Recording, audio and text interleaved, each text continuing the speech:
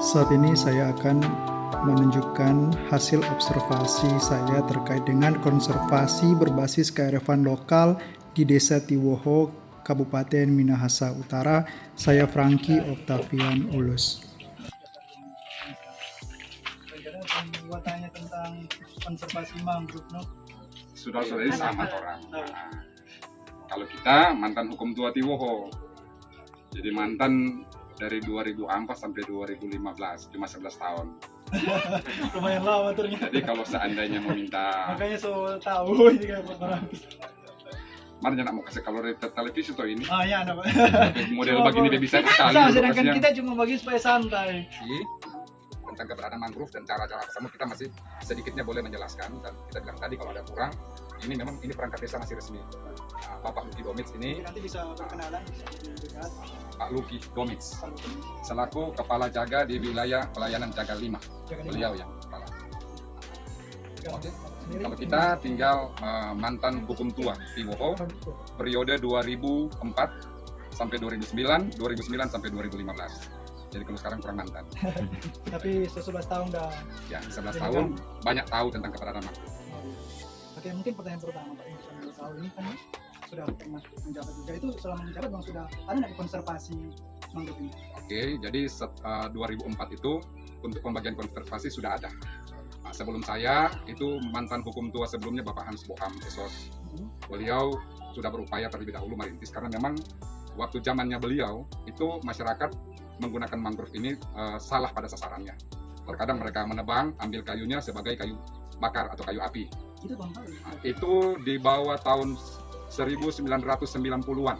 Oh, berarti di atas itu sudah masyarakat sudah paham itu kan? Ya, Bilang. jadi setelah itu ada banyak dari dinas-dinas baik dia swasta ataupun dia pemerintah mensosialisasi tentang fungsi-fungsi daripada mangrove tersebut. Oh, gitu. Kira-kira masyarakat di sini tahu betul nggak manfaat mangrove ini, apa itu manfaat Oke, kalau dari dulu awal sih masih berpikir bahwa mangrove ini cuma sebagai penangkal ombak. penangkal ombak? Nah, tetapi ketika orang sudah banyak sosialisasi, baik dari Balai Taman Subunaken atau dari Das Pondano dan dari dinas-dinas yang lain, maka masyarakat sudah banyak paham tentang fungsi daripada mangrove. Selain dia penangkal ombak, dia juga tempat pembibitan ikan-ikan. Karena waktu dulu itu ikan roa, contoh khusus ikan roa, itu so jarang. Sempat dia memang satu fase itu ternyata ada. Tapi ketika mangrove ini sudah dibudidayakan, sudah diupayakan, ya sekarang ini roa sudah muncul. Karena ini ikan roa ini dia suka bertelur di mangrove. Mangrove kan, ada pemijahan kan? Ya. Jadi masyarakat lama-kelamaan sudah mengerti dan paham betul. Sehingga untuk pengolahan mangrove, masyarakat sekarang tidak serta-merta potong mangrove bikin kayu bakar. Jujur dulu sebelum saya dan setelah saya masih ada 1-2 masyarakat yang belum begitu paham tentang keadaan mangrove. Dorang dipotong kasih kering dulu, karena waktu itu ada semacam aturan yang dikeluarkan oleh pemerintah setempat bahwa boleh ambil, tetapi kalau so kering. Itu betul, Dodo? Boleh ambil tapi so kering. Ada yang masyarakat yang nakal, dorang dipotong dulu, kasih kering, baru dong diambil. Jadi setelah orang sidak ke rumah-rumah, apalagi semua mendekati bulan puasa, jujur.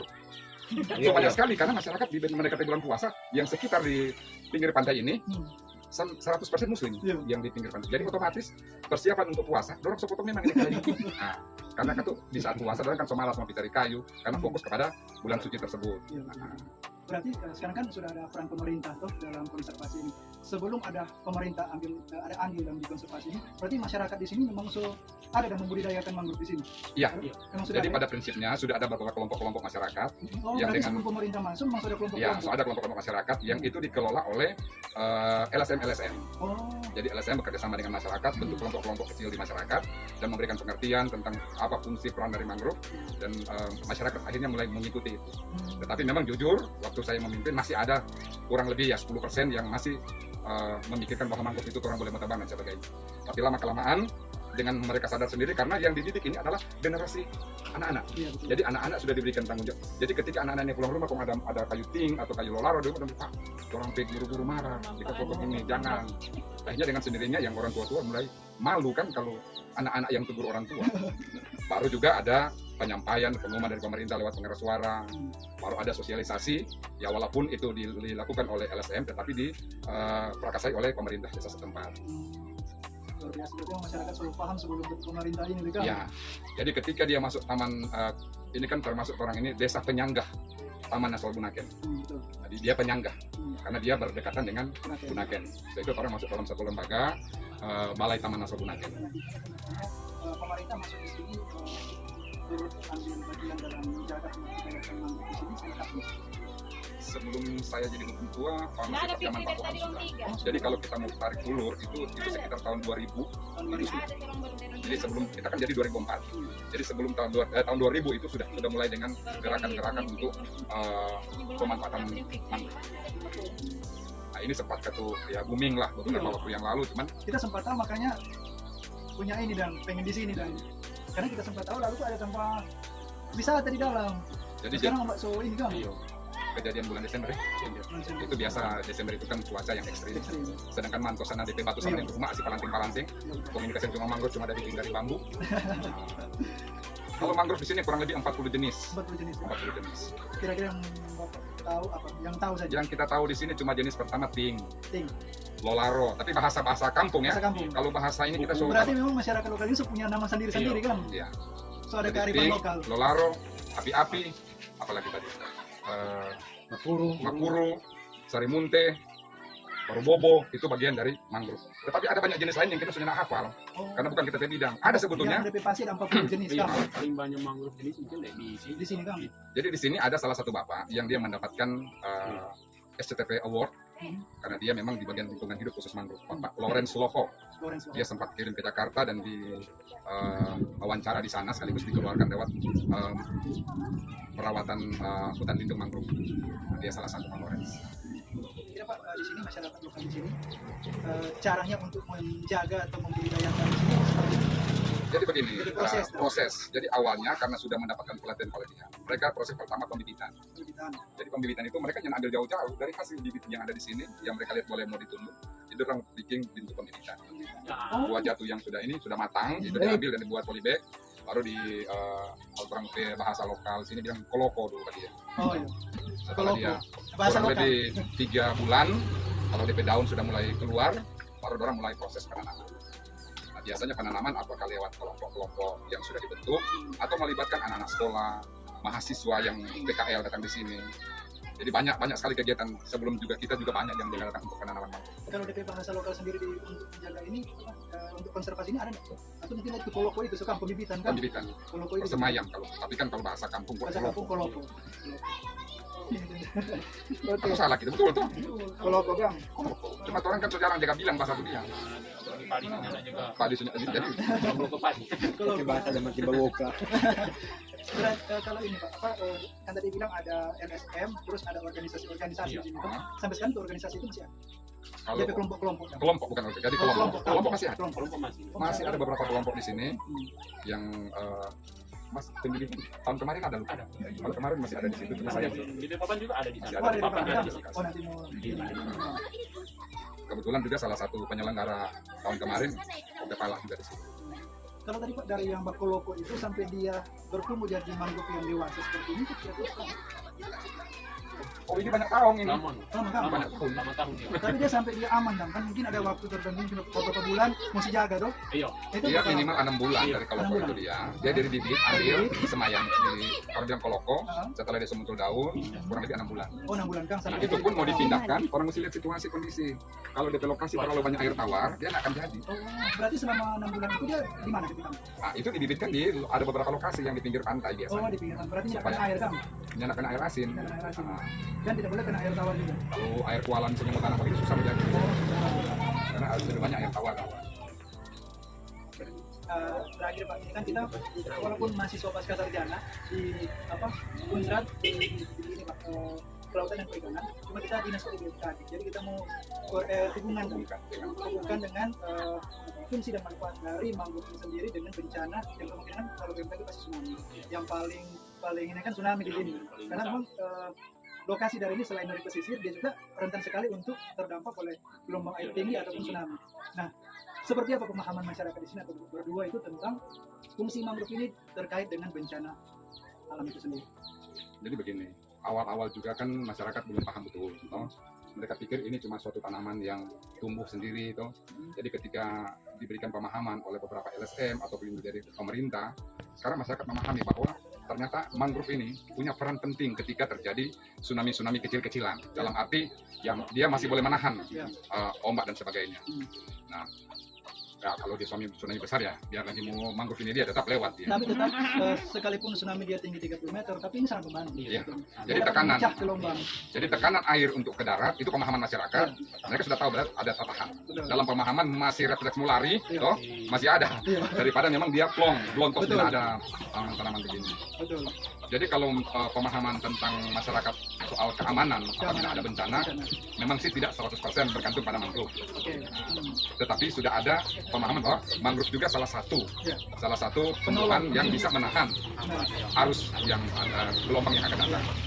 Tapi yang paling inti di sini masyarakat memahami bahwa mangrove ini untuk pembibitan ikan apa semua, jadi lebih banyak lagi. Kepiting, jadi sudah lebih banyak. Kalau dibandingin dulu, sudah mangrove ditebang dengan sembarangan. Memang mangrove ini sebagai tempat ini memang tempat hidup untuk biota-biota yang ada di sisi. Memang itu penting sekali. Itu sih Pak, cuma itu teman tanya. Kalau ada hal-hal yang menyangkut dengan boleh tanya ke masyarakat lain tentang apa yang jadi. Mungkin ada temu tanya, apa? Jawab juga jangan terlalu dengan bahasa buku. Yo jawab pakai bahasa ini atau Ibu mungkin. Ibu Sumarni ya loh. Ibu Sumarni, Bu menanya sedikit. Ibu kan tinggal berarti di pesisir sini kan. Nah, selama Ibu tinggal di sini, apa peran orang di sini yang terkait dengan mangrove ini? Di sini ikut lagi membantu. Ya, itu semenjak pemerintah tuh masuk atau sebelum pemerintah juga masuk, memang Ibu dengan masyarakat di pesisir ini sebuah tanah. Ada mungkin ada pemerintah, ada no yang kelompok dari itu dan baru bikin untuk Penyuluhan. penyuluhan tentang dari itu dari kelola apa itu? Iya, iya. Kelola Oh, SMK.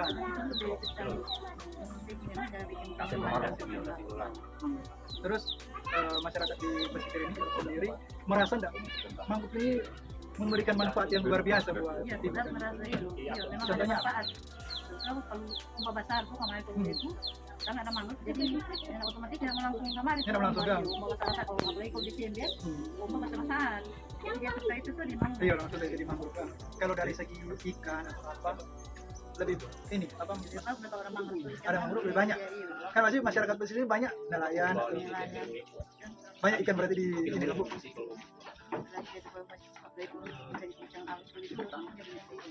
Di DP Kabupaten. Ibu Sumarni tadi. Sumarni Elong. Ibu Sumarni Elong. Salah satu Sudah berapa masyarakat. lama di sini? Sudah lahir. Oh, lahir di sini. Emang lahir di sini. Lahir di sini.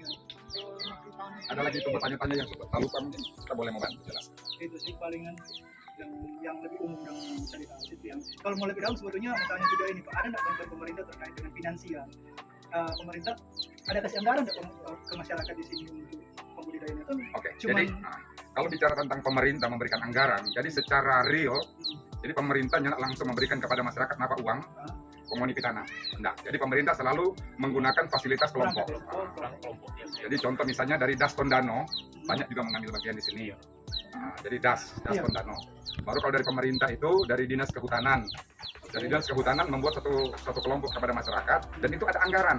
Oh, Ada anggaran dari proses pembibitan sampai pada penanaman dan pemeliharaan. Dan itu penanggung jawab itu adalah kelompok-kelompok yang sudah di LSM juga. beda. Jadi Ada kelompok Kelompok ini sih kan? masyarakat. kelompok kerja masyarakat. Jadi ada beberapa kelompok yang pemerintah banyak ambil juga memberikan bantuan berupa dana, tetapi dana itu bukan langsung dari pemerintah ke masyarakat. Pemerintah lewat satu kelompok, karena kelompok yang akan mengolah itu. Dari proses pembibitan dan semua Itu diawasi oleh pemerintah. Pemerintah setempat Kang. dan juga orang juga kalau memang ada pemerintah yang kalau dia pemerintah dari provinsi, orang juga tuh ada sama-sama juga ikuti dalam mulai dari waktu pendidikan. Oh, sampai sekarang masih Kang? Tahun lalu masih ada dari provinsi, dinas provinsi ya. Dinas Kehutanan. Kehutanan. Memang harusnya masih ada karena mangrove di Tiwo ini Pak so top. Kalau kamu mencari terkait dengan mangrove, penelitian itu banyak sekali mangrove Tiwo ini. Dengan dapat penelitian bagus-bagus. Kalau mangrove yang ada di pesisir wilayah Minahasa Utara ini yang masih unggul untuk dalam desa Tiwo. Desa Tiwo. Masih Di unggul. Minahasa Utara. Di Minahasa Utara. Keseluruhan bukan cuma jadi untuk secara keseluruhan Iya. mangrove pertama jumlah terbanyak ada di sini di jenis.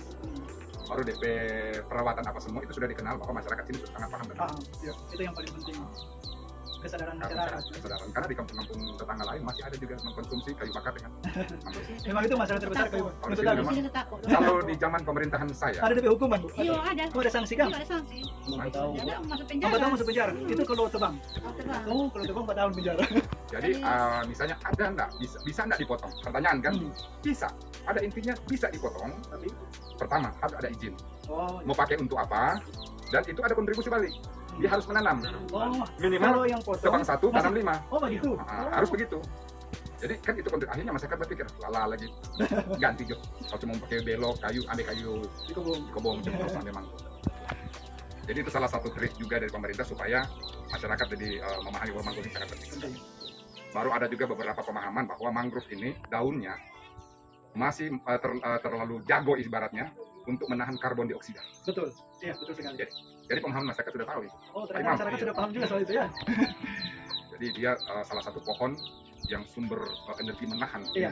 Dia bisa menyerap karbon dioksida. karbon dioksida. Paling jago. Betul. Mangrove sama terumbu karang Iya. itu dia bisa mereduksi karbon dioksida, bisa mengurangi karbon dioksida. Jadi dia sangat membantu untuk yang sekarang kan kamu tahu kan iklim lagi ini kan Ekstrim. ekstrim. Panas sekali, Betul. hujan-hujan keras. Ternyata masyarakat sudah paham sebelum kita tanya, masyarakat sudah paham. Ya. Luar biasa. Orang kan bikin Selain tsunami, untuk juga menjaga kualitas udara. Iya. Oke, itu saja Pak. Ada lagi? Itu saja video. So sangat membantu. Paling mau buku apa yang benar Rizno dan Jamaluddin. Betul sekali. Kalau dia mau lihat dia mau tertawa di laptop. oh, Nel Salam Oda. untuk Nah, Benar Oda. udah sering kesini ya. Iya, Wih, dia salah satu. lama sekali. Jadi Benar Oda itu Oda. adalah salah satu LSM yang pertama, bukan pertama, kedua, karena ada bulat kan lebih Oh iya, yang bulat. apa ya? Jadi bulat lebih benar. Mr. Ben Kasama, Ben. Mr. Ben Ben, kedua. Ben. Baru Berarti kalau Merit Nobel tahu Bapak Tahu sekali. Salam untuk Benar Bapak Maramis Kodowati. Bapak Maramis Benar Oda Kurwati. tahu sekali. Oh, emang Benar Oda dia Karena ini sih. Beliau dulu sempat bikin sini satu kegiatan yang namanya Daseng Lolaro. Dasen Lolaro. Lolaro itu nama dari nama lokal bagian dari mangrove. Di Lolaro. Di Benar Oda pasti tahu. Soalnya nggak salah. So pas berarti. Sampaikan salam Pak Benar Oda. Oke, Oke. terima kasih banyak Pak. Demikian. Terima Minta kasih maaf. banyak. Minta maaf so merepotkan. Minta maaf. Makasih banyak Pak. Bu, makasih banyak Bu. Pak, makasih Pak. Terima kasih. Suaramu boleh mau rekam-rekam sedikit? boleh. Oh, iya. Tidak mau cabut boleh. Semua apa down gitu. Boleh masuk, masuk. Masuk, boleh masuk. Oh iya. Oke dan. Mari mau masuk dulu. Ini teman-teman kita masuk ke daerah konservasinya. Ini kemarin mereka sempat bikin daerah wisata. Cuman sempat ada air pasang dan dia ke bawah ombak.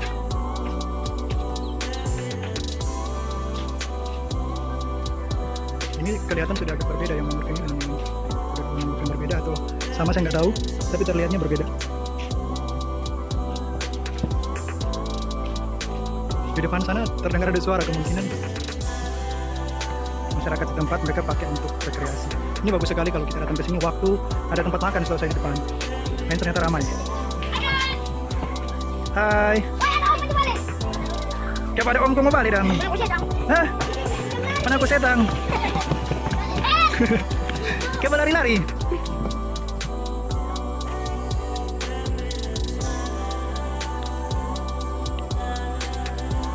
Oke, demikian penelitian singkat saya terkait dengan konservasi di Desa Tiwoho, Kabupaten Minahasa Utara.